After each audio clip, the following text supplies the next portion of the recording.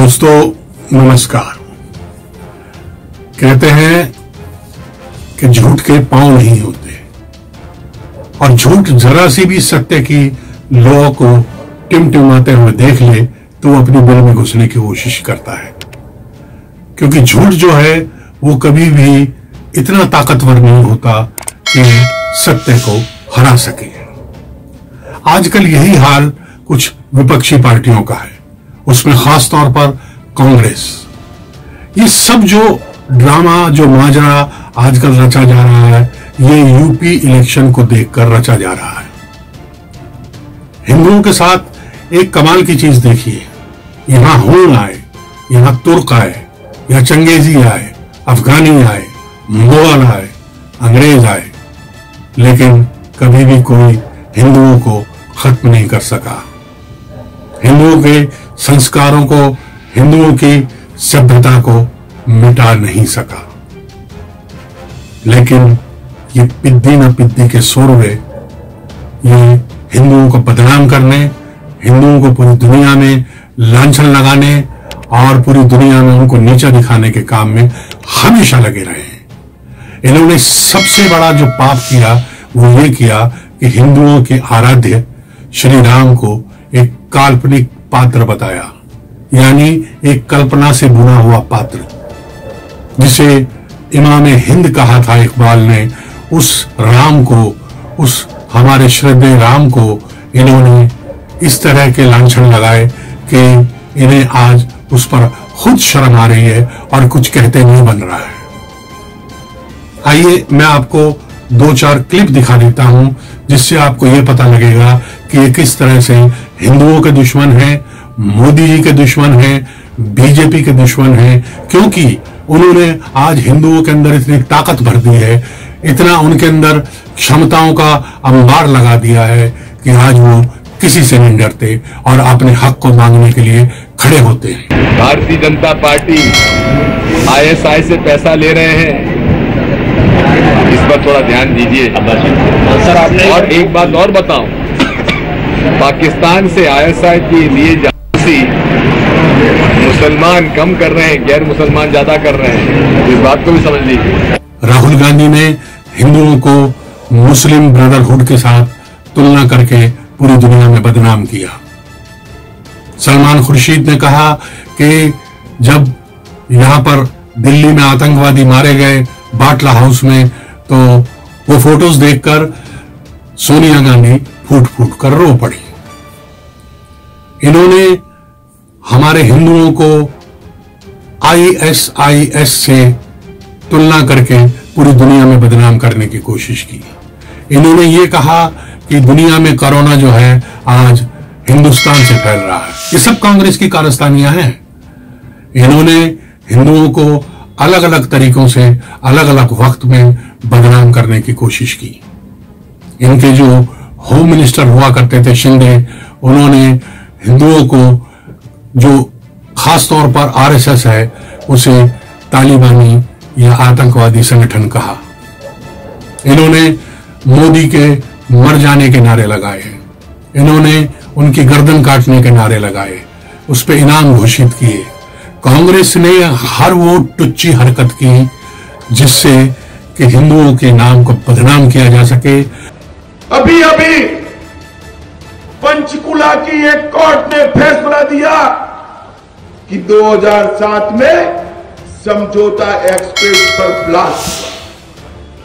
कांग्रेस की सरकार थी, सोनिया मनमोहन की सरकार थी, उसने क्या करा कि समझौता एक्सप्रेस हिंदू टेरर का नमूना है, हिंदू टेरर का नमूना है। साधु संतों पे केस कर लिए, निर्दोष लोगों पे केस कर दिए, हम कुछ नहीं बोले, कुछ नहीं बोले।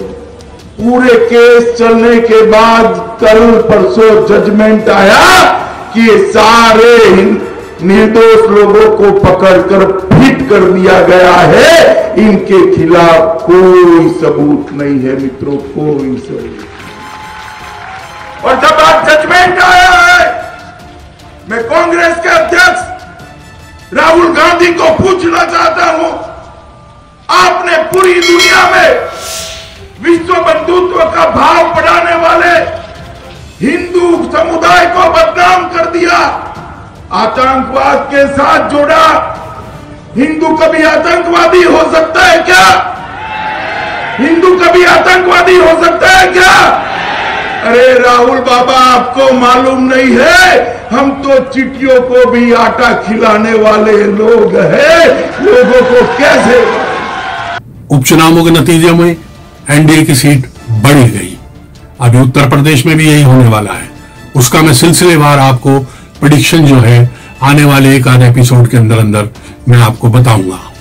आज हर आदमी जाकर श्री राम आराध्य हमारे श्री राम के दरवाजे पे अपनी नाक रगड़ रहा है, अपने कान पकड़ रहा है। आज अपने को उससे बड़ा हितैषी कोई बता ही नहीं रहा है।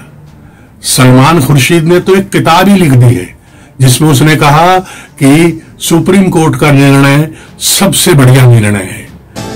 मेरा एक दायित्व बनता है कि मैं ये समझाऊं कि मैं जिस कोर्ट से संबंधित हूं, उस कोर्ट ने जो किया है वो क्या है आखिर, और क्या उसमें त्रुटि है कि नहीं है। और मैंने माना कि एक अच्छा फैसला है, एक बहुत अच्छा जजमेंट है, और आज के हालात हमारे देश में हैं, उनमें मरहम लगाने का एक रास्ता है। ये एक दिन का काम नहीं है। इसमें शशि थरूर, इसमें दिग्विजय सिंह, इसमें अखिलेश यादव, इसमें मायावती, इसमें आपके सलमान खुर्शीद और छुटभैया नेता और राहुल गांधी सब शामिल हैं। इन सब ने हमें बदनाम करने में कोई कसर नहीं छोड़ी। चलिए इनके क्लिप्स एक बार फिर देख लेते हैं, उसके बाद फिर हम बात करेंगे आगे की। बाबा साहेब आम्बेडकर की दुहाई देने वाले ये राहुल बाबा को मैं पूछना चाहता हूं, किसने बाबा साहब को संसद में जाने से रोका? आपके परनाना ने रोका, कांग्रेस पार्टी ने रोका। बाबा साहब को भारत रत्न तब तक नहीं मिला जब तक कांग्रेस नहीं आ रही। अरे भारत रत्न छोड़ो, संसद के अंदर बाबा साहब की तस्वीर भी आपने नहीं लगाई, तस्वीर भी आपने नहीं लगाई, और आज बाबा साहब की दुहाई देते। भारतीय जनता पार्टी की नरेंद्र मोदी सरकार ने बाबा साहब से जुड़े हुए पांचों तीर्थों का उद्धार कर दलित समाज के पंच तीर्थ का नया निर्माण कर दलितों को विश्व में सम्मान देने का काम नरेंद्र मोदी जी ने। वोट बैंक की पॉलिटिक्स के लिए एनसीपी हो या कांग्रेस किसी भी हद तक जा सकती है। इस देश के करोड़ों लोगों पर हिंदू आतंकवाद का दाग लगाने का प्रयास कांग्रेस ने ही किया है। आप मुझे बताइए, जब आपने हिंदू आतंकवाद शब्द सुना, आपको गहरी चोट पहुंची थी कि नहीं पहुंची थी? हजारों साल का इतिहास, हिंदू कभी आतंकवाद करे ऐसी एक भी घटना है क्या? एक भी घटना है क्या? अरे अंग्रेज जैसे इतिहासकारों ने भी कभी हिंदू हिंसक हो सकता है इस बात का जिक्र तक नहीं किया है। हमारी 5000 से ज्यादा साल पुरानी हमारी संस्कृति को बदनाम करने का प्रयास किसने किया? हिंदू आतंकवाद शब्द कौन लाया? हिंदुओं को आतंकवादी कहने का पाप किसने किया? भाइयों बहनों, ऐसी कांग्रेस को माफ कर सकते हैं क्या? ऐसे कांग्रेस के गठबंधन को माफ कर सकते हैं क्या? आप याद कीजिए, इसी महाराष्ट्र की धरती से सुशील कुमार शिंदे जब भारत सरकार में थे तब उन्होंने भाषण करके कहा था, और उन्होंने हिंदू आतंकवाद शब्द की चर्चा की थी। भाइयों बहनों, अभी कुछ दिन पहले कोर्ट का फैसला आया है, और कोर्ट के फैसले से कांग्रेस की यह साजिश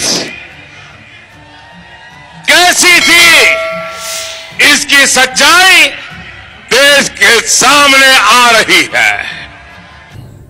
तो दोस्तों, अपने कान आंखें खुली रखना है, दिमाग को चौकस रखना है, क्योंकि ये लोग इतने शातिर हैं। ये अभी श्री राम के पांव पकड़ेंगे, सभी देवी देवताओं के यहाँ माथा टेकेंगे, सर पर चुन्नी डाल लेंगे, कोई सर पर टोपी डाल लेगा, कोई कमीज के ऊपर जनेऊ डाल लेगा, और उसके बाद ये फिर वही स्वांग रचना शुरू कर देंगे जो हिंदुओं के खिलाफ ये रचते रहे हैं। तो इनसे संभल के रहना और अपना ध्यान रखना। जय हिंद, जय भारत, वंदे मातरम, नमस्कार।